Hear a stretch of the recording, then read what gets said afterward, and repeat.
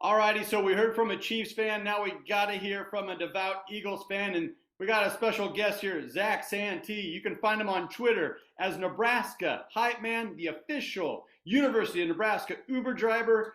And you are also a host of Church of the Corn podcast, getting a big following. And recently you guys got picked up. I heard that. Yeah, it's been exciting. It's been fun. Surround ourselves with some awesome people, and hopefully grow everything. It's been a cool road the last year. Well, congratulations on all your success. I'm sure more is to come. I tune into you guys. Always a good listen. And you got to be in hog heaven right now. Three Huskers play for the Eagles. Yeah, we've got our guy Jurgens up there at center. He hasn't played too much this year, but I think he's going to be a great fill-in for Kelsey next year. Stoll, who's really come on toward the end of the year, starting to get some really meaningful snaps, especially with Goddard being down. And then you've got Sue, Yeah. who is just taking out quarterbacks right and left still.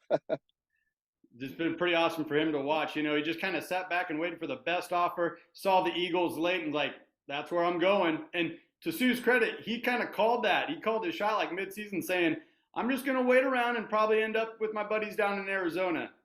Here he is Man, again.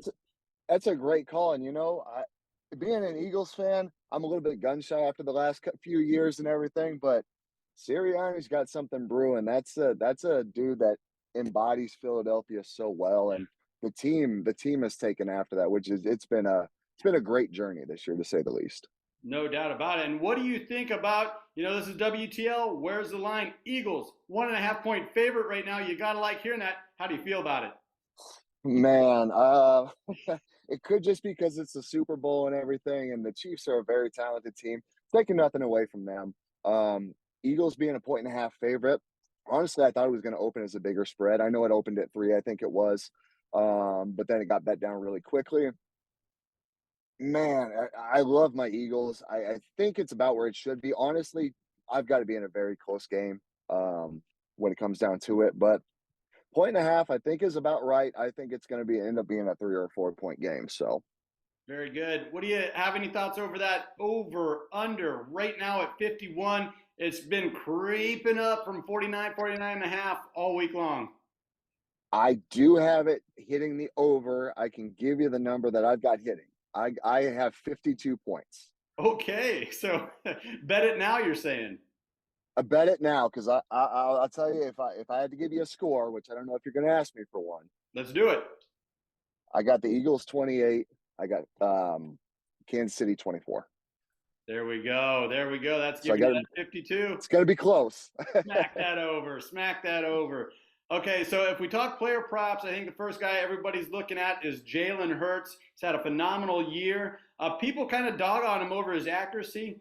I might have said a word or two throughout the season. Now I would say one of the ones player props is getting a lot of traction is that 1.5 touchdown passes, not the anytime touchdown or touchdown run, touchdown and a half pass. Can he get over that? It's at a minus 109 right now. I love that number at 1.5 because I think he's going to have to put up at least 2 passing touchdowns to beat Kansas City. I think he's going to have to be Superman this game. Yeah, well, and if you have the Eagles winning, then you kind of have to double down and say, if that's going to happen, well, then this has to happen. I kind of like how you're doubling up there. Yeah, he's been an MVP caliber player this season. It sucked when they lost him for the injury because you could really see how important he was to that team. Yeah, just with how that offense operated, and just how that team operated in general. Jalen was a guy that before the season, I was really happy they had 3 first-round picks because if he flamed out, then you've got enough ammo to get a quarterback.